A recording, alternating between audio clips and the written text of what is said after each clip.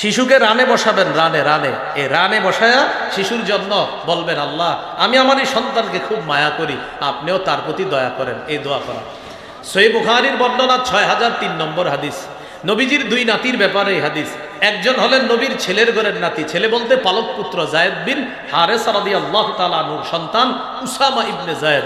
আরেকজন হলেন নবীজির মেয়ের ঘরের নাতি, তার নাম হযরত হাসান। তাহলে এক নাতি দাদার নাতি, আরেক নাতি নানার নাতি। উসামা ইবনে যায়েদ রাদিয়াল্লাহু তাআলা আনহু বলেন, কানা রাসূলুল্লাহ সাল্লাল্লাহু আলাইহি সাল্লাম ইয়াখুযুনি ওয়া ইউকঈদুনি আলা ফাখিযিহি। নবীজি আমারে ধরে তার রানে বসাইতেন। ওয়ায়ুকঈদুল হাসান আলা ফাখিযিহিল উখরা, আরেক রানে নবী তার নাতি হাসানকে বসাইতেন। তাহলে দুই রানে দুই নাতি, এক রানে দাদার নাতি, আরেক রানে নানার নাতি। ইয়াজুম্মুহুমা, দুইজনকে এইভাবে মিলাইতেন। মিলানোর পর নবীজি সাল্লাল্লাহু আলাইহি সাল্লাম বলতেন, আল্লাহুম্মা আরহামহুমা ফাইন্নী আরহামুহুমা। আল্লাহ আমি আমার এই দুই নাতিকে খুব মায়া করি, আপনিও তাদেরকে দয়া করেন, মায়া করেন।